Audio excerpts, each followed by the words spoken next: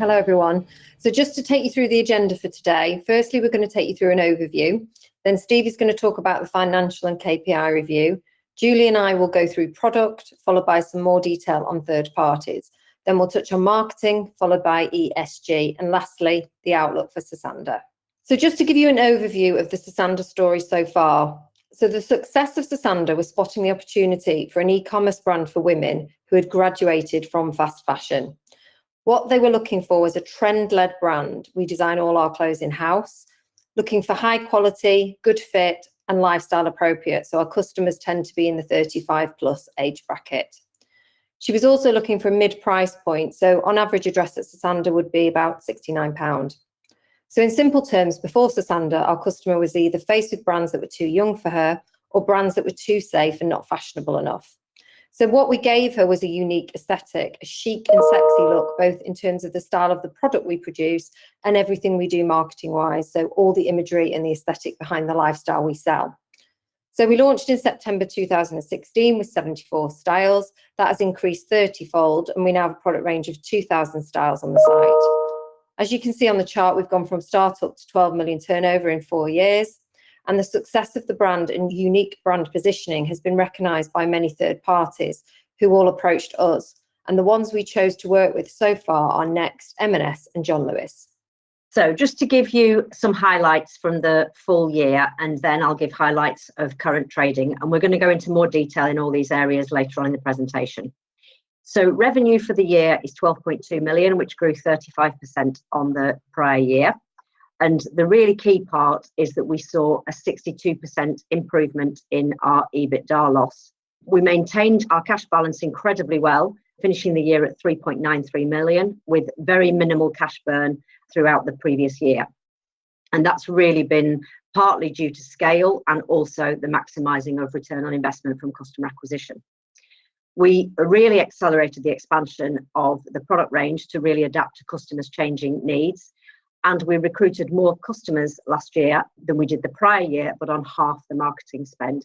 So we'll come on to talk about how we did that later on. We're also seeing, once we recruit those customers, customers are incredibly sticky. So we're seeing ever increasing number of repeat customers, and we're also seeing those customers order more frequently. And as Ali said, we have launched very successfully with John Lewis, Next and Marks and Spencer's, with those orders being profitable from day one. And highlights of current trading. So the new financial year began in April. So for the first quarter of the new financial year, we've had a really great start. It's been a record quarter. Each month has increased sequentially, ending with a record in the month of June. So total revenue for the quarter is 5.7 million, which is up 256% versus the prior year. Obviously worth pointing out that, of course, we were in heavy lockdown at this point last year. Importantly, we're also up significantly on where we ended the prior financial year. So versus Q4, this first quarter of the new financial year is up 45%. We've seen a really strong increase in active customers, increasing by 23% in 3 months alone. And we've seen the fastest sell-through of new stock that we've ever seen. And the third parties just continue to go from strength to strength. And the EBITDA improvement also continues, and we can see a very clear path to profitability. Moving on to the financial and KPI review in more detail, starting with a P&L overview, which just shows the 62% reduction in EBITDA losses to 2.9 million in the year ending March, driven by the 35% increase in revenue to 12.2 million. Gross profit percentage in the year was 48%, which maintained broadly stable against the prior year. And that was despite a slightly higher impact of promotional activity during the year in order to ensure sell-through of product through the pandemic. Quarter one, the gross profit margin for the new financial year was 56%, showing a step up as the restrictions started to lift. We also saw a substantial reduction in admin expenses by 26% within the year, predominantly driven by marketing and economies of scale as the focus on return on investment and cash preservation and management took hold through the year. In terms of the balance sheet, as Julie mentioned, a really strong cash position at the end of the year of 3.9 million, held broadly stable since 9 months previous, where we had 4.4 in July, a really strong position.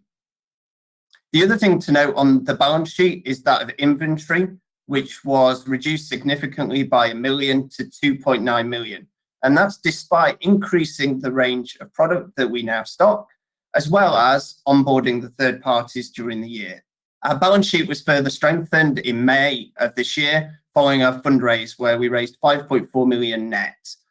And that raise is designed to accelerate our growth beyond where we're already heading, particularly with our third parties, by increasing our stock holding from autumn winter of 21 to ensure that we increase the amount of breadth of range that's stocked on our third parties, so the number of styles, but also the depth of each style, so the quantity against each style, so that we can really maximize the opportunity that's being created by our relationships.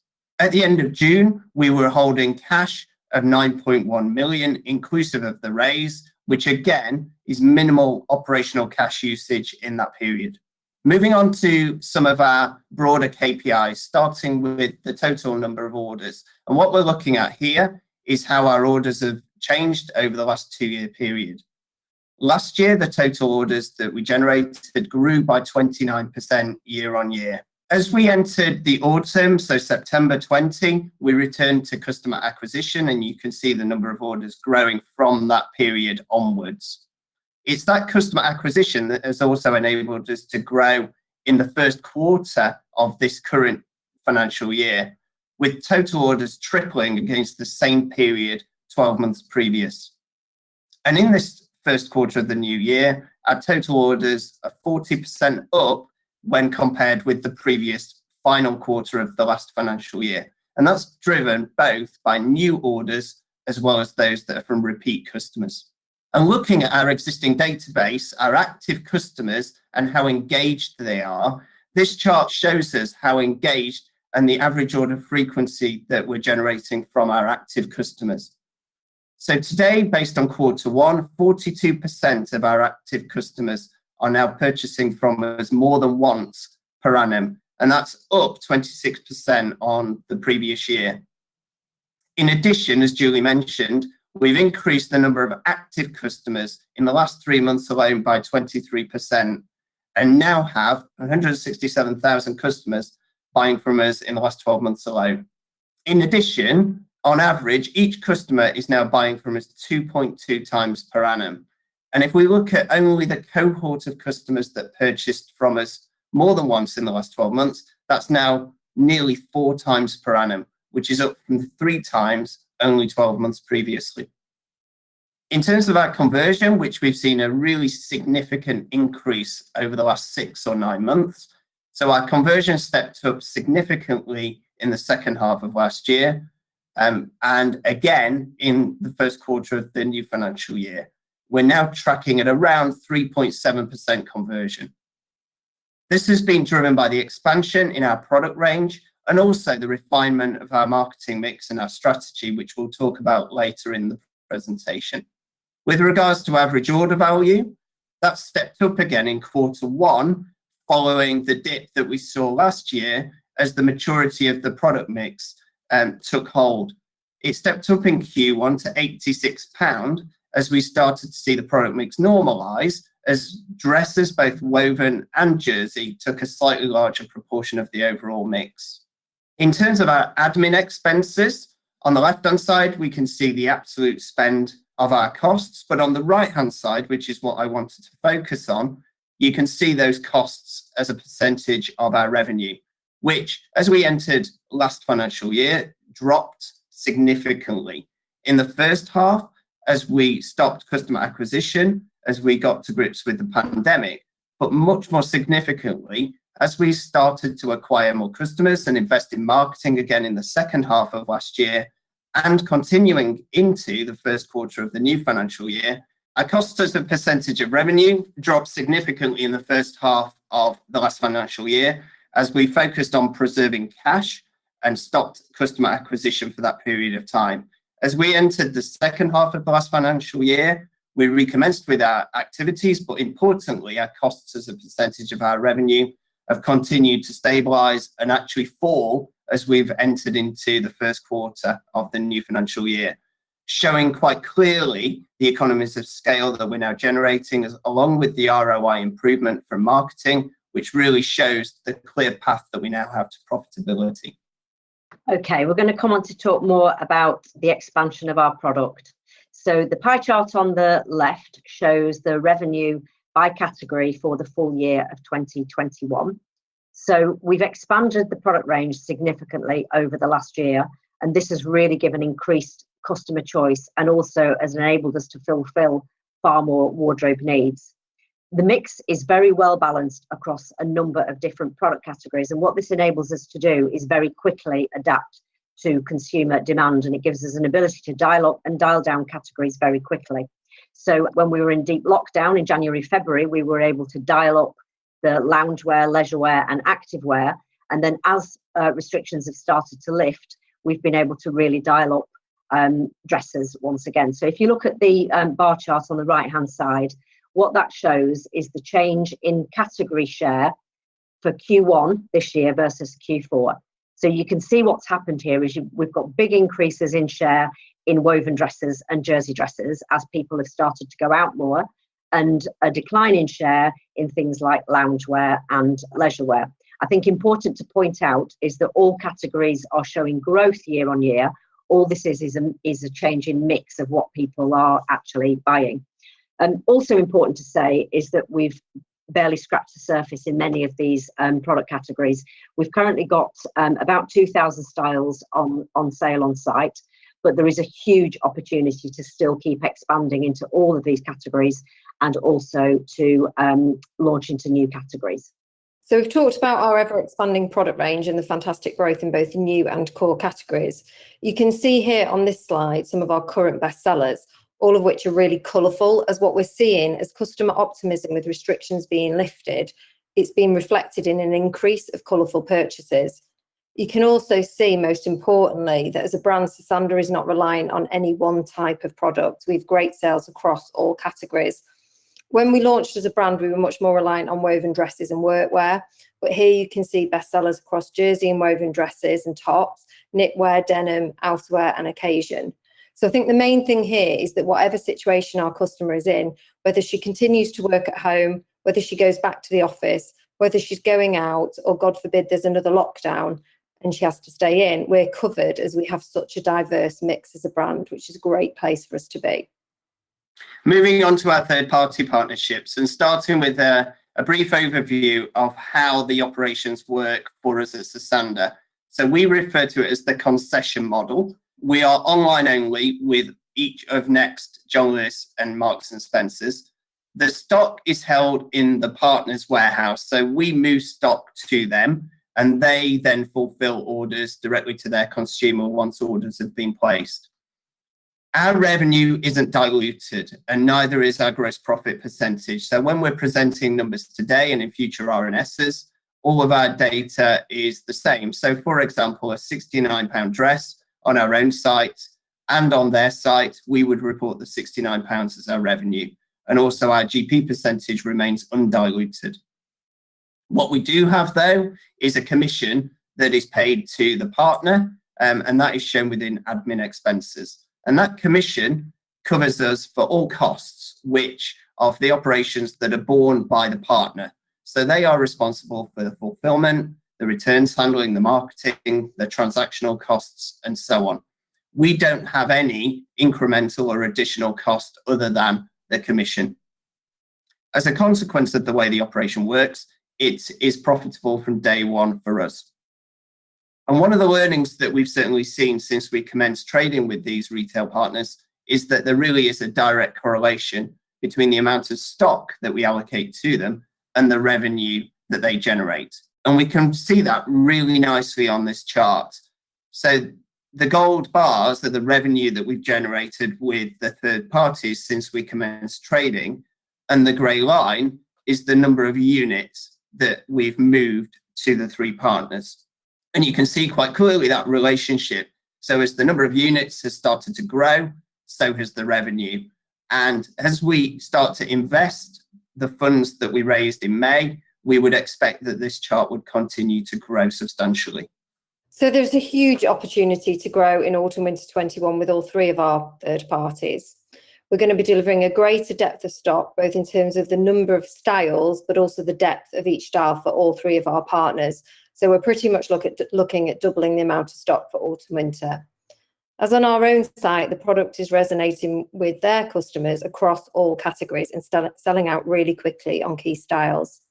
And just to remind you of the benefits of these partnerships, we get an incremental revenue growth, further improvement in EBITDA, an increase in brand awareness, and also margin benefits from increasing the order quantities that we have with our suppliers. Right, come on now to talk a little bit more about our marketing strategy. So we have a unique marketing strategy that we've honed and refined over a number of years to recruit the best quality customers where we see really high repeat levels of ordering from them.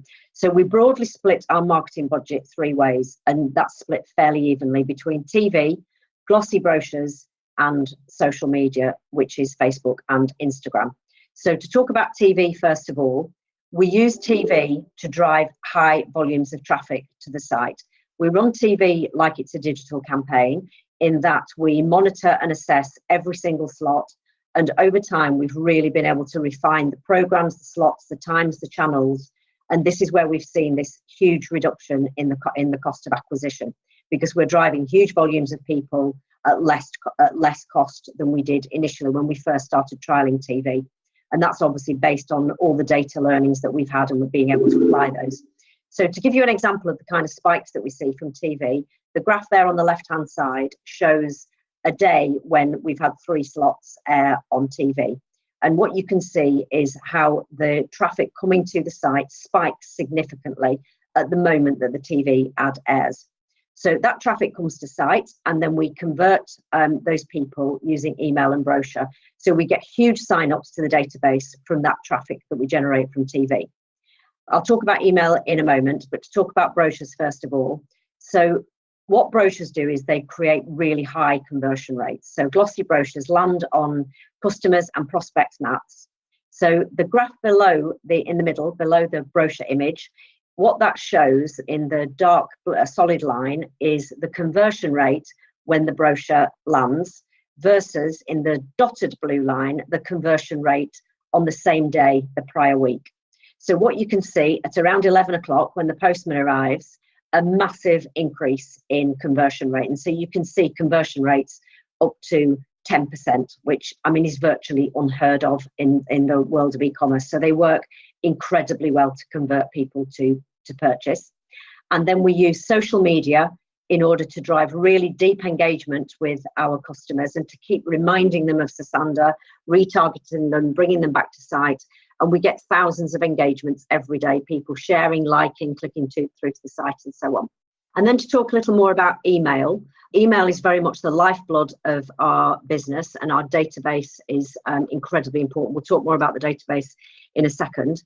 So we send at least 7 emails a week, which is on top of things like back in stock emails and so on, and abandoned basket emails. So these are the campaign emails that we send every day. The way we run this is like as if we were running a news desk. So it's a combination of really careful, skilled planning, but then quick reaction. So we have our finger on the pulse all the time of what is happening, whether it be with the weather, stock landing, what people are buying, what the news might be. So we're really getting into the hearts and minds of how our customers are thinking and feeling. So what happens from this is we get very high open and conversion rates, and also very high revenue from email, which I will talk more about in a second. So just talk about our celebrity strategy. We've had brilliant celebrity endorsement from day one of launching the business, from mainstream high-profile celebrity actors, presenters, dancers, singers. Unlike a lot of brands, we don't pay celebrities to wear our clothes. The celebrities wear our clothes as they like them. This further proves the gap in the market, as obviously celebrities have more difficulty finding clothes than the non-celebrity woman in our market, as these women have more occasions and appearances to dress for. The great thing is that when a celebrity wears our clothes, it's like the icing on the cake of our marketing strategy, but we're not reliant on it. So we're not reliant on a celeb or influencer's popularity to sell our clothes. The product sells as we're producing products women in our market want and need, and until Sosandar they weren't able to find. So now we'll look more closely at the database and how that has grown over the last 2 years. So the grey bars here are the monthly new sign-ups to the email database, and then the yellow line is the overall size of that database.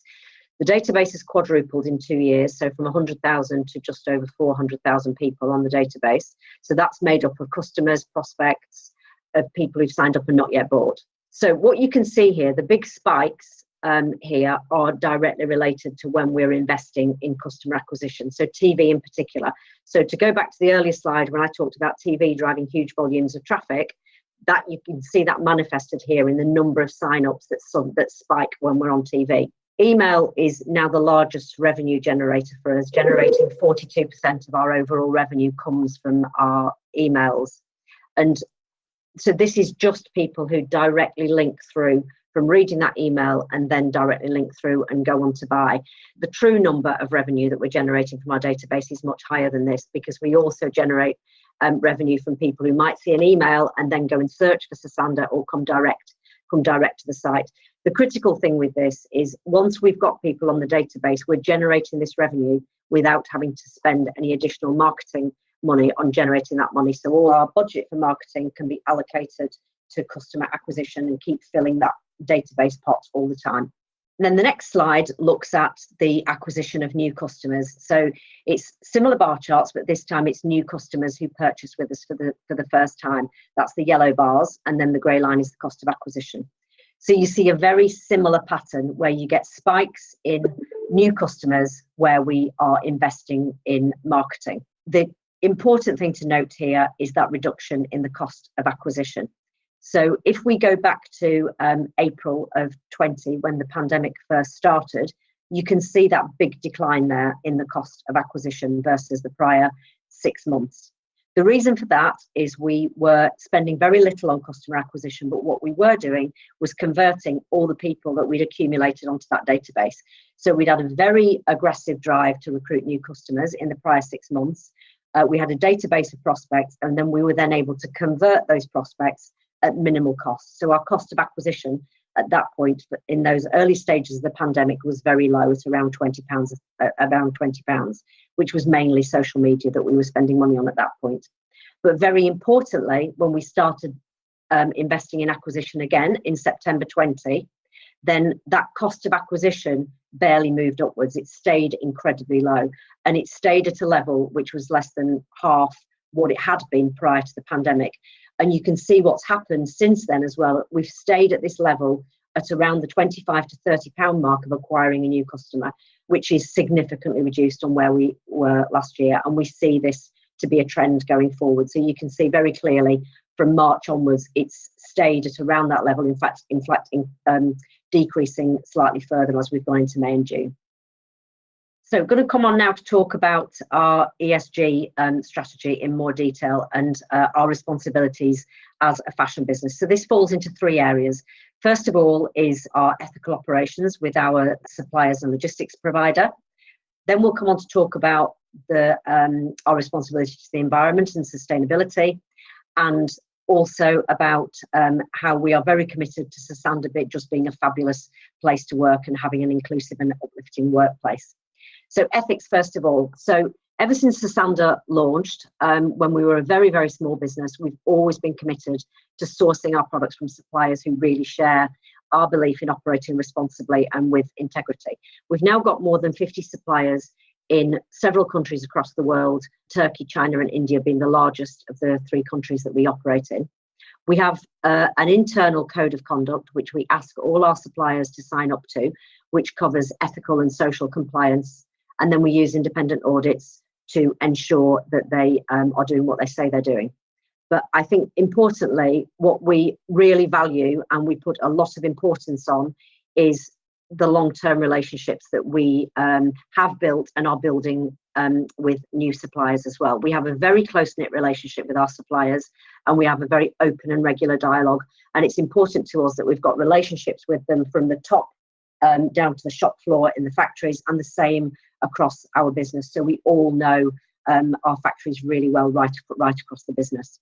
And then Clipper, who are our logistics partner, have got a very strong focus on their responsibility, and they are accredited by the Good Business Charter. In terms of environmental and sustainability, it's worth noting, of course, that our clothing is very much designed to be robust, long-lasting, and to be worn and washed many, many times. In terms of our product sourcing, we're very much on the road to being able to source 100% of the cotton that we use sustainably, and that would include BCI and organic, as well as on the road to sourcing 100% of the leather that we use in our product as being real grade accredited. In January of this year, we launched and changed our consumer packaging to green PE bags, which you can see the image there. And these are made as a byproduct of the sugarcane production industry. They're recyclable, carbon negative, sustainable, and can be also recycled. The next stage of this process is to roll out similar packaging across the rest of our supply chain, predominantly for inbound shipments from our suppliers. All of the time, we're also trialing using more sustainable yarns and fabrics within our products, such as recycled polyester, organic cotton, Lensing EcoVero, which is sustainable viscose. And all of these are ongoing in terms of developing new products and launching into the mass range. The other aspect of environmental that we're very conscious of is that today we do bring the majority of our product into the UK using aeroplanes, which we're already increasing quite substantially the proportion of stock that's transported by both sea and train, and that will increase substantially as we move into the future. The final pillar is what we call Fabulous Sosandar. We're a small group of people that run Sosandar. We're still less than 50 people today, but we are incredibly proud of how inclusive and open the culture is for those people that work with us. We have very much an open door and a family-friendly policy, and there's lots of communication that takes place with all levels in our organisation. We do create an incredibly supportive environment for our people to learn and to develop in their roles by giving them opportunities way beyond what could be achieved elsewhere. We are also an equal opportunity employer. Finally, I'll talk about the outlook for the business. So as we've said, we've had a really great start to the new year with revenue up 256% year on year and 45% up on the final quarter of the last financial year. We've seen incredibly fast sell-through on all our product ranges. We have further investment into the product range for autumn, which will underpin both the revenue on our own site and also growth with the third parties. We are continuing to invest in customer acquisition, which will in turn continue to fuel the growth in repeat orders. We are continuing to see the improvement in our bottom line, and we are well on the road to getting the business to profitability. And we're poised now in a very good position. The business is in a very good place, and we've got a huge opportunity on which to scale over the coming year and beyond. So that's it on the presentation. Over to you for questions.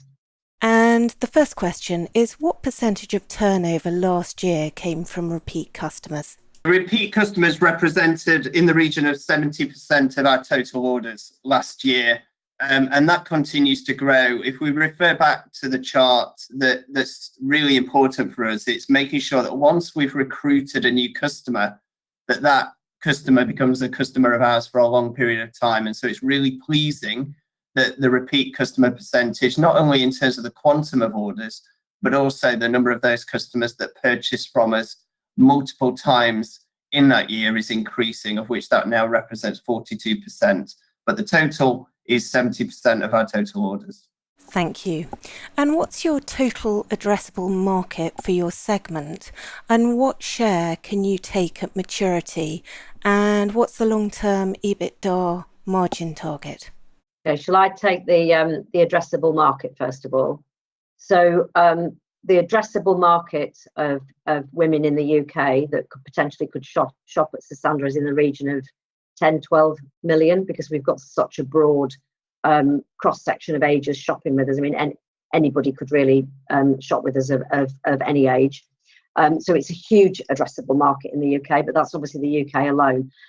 There exists a big opportunity for us to expand internationally, so which obviously creates, millions and millions. I mean, we've barely, I think we would describe it as we've grown incredibly well, but we've barely scratched the surface yet of the addressable market, both in the UK and overseas. In terms of what percentage of the market we could take, the sky's the limit, I think, really. It's just, there is, you know, we see ourselves becoming a large scale retailer. When we launched this business, we looked at how ASOS and Boohoo had developed as businesses at that point, and also what they've gone on to do in the last 4.5 years since we've launched. So both Boohoo and ASOS are targeting the 18 to 30-year-old demographic, have gone on to become very, very large scale businesses, both in the UK and internationally. And we see that identical opportunity for Sosandar with our demographic. In terms of the EBITDA percentage, I think first and foremost, it's worth recognising we've made massive strides already by substantially reducing our losses. The immediate objective is clearly to get to break even and then beyond, which we're absolutely now demonstrating that trajectory is much closer. In terms of what the objective would be in the longer term, it's a hard one to answer really, but certainly we would be pushing to a double-digit percentage of revenue for EBITDA as we start to mature.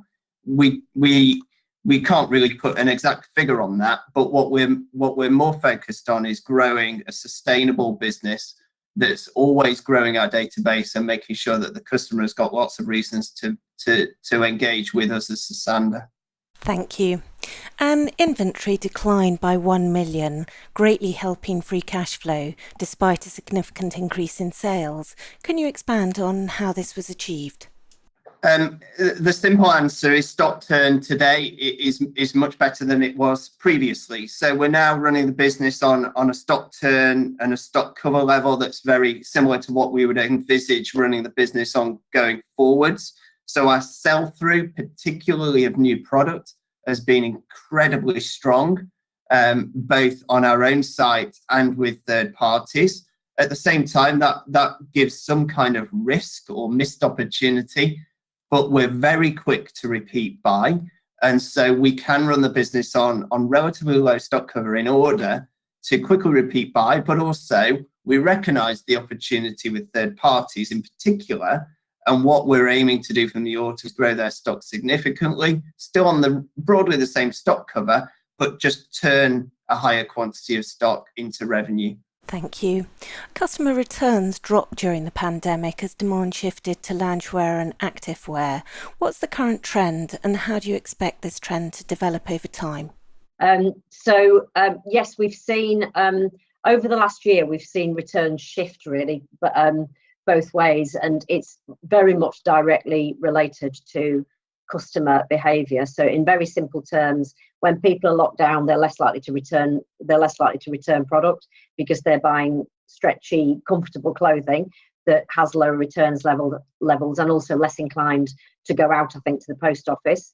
As restrictions lift, then returns start to normalise, I suppose is the word that we would use again. So we've seen returns levels really anywhere between 43 and 47 is probably the kind of the movement that we've seen. So at this point in time, we're more at the higher end of that number because people are buying a lot more dresses at the moment because they're sick of wearing loungewear. But that's a kind of a comfortable level, I think, for us in which to operate in that. And what we would have expected as a business. Obviously, it's been a bonus over the last year to have very low returns rates, but where we are now, I think, would be a more normalised returns level for us. Thank you. How long is your lead time if you need additional stock to meet demand? It really varies. It varies on the country, it varies on the category into which we're repeating, whether it's, jersey product is quicker to get from Turkey than outerwear from China, for instance. So there isn't a one answer fits all to that. It varies really, but we can turn around something in as little as 4 weeks on certain categories. And what's the longest turnaround? The longest turnaround would be things like knitwear and outerwear, which is planned before season, about 3 months before. Thank you.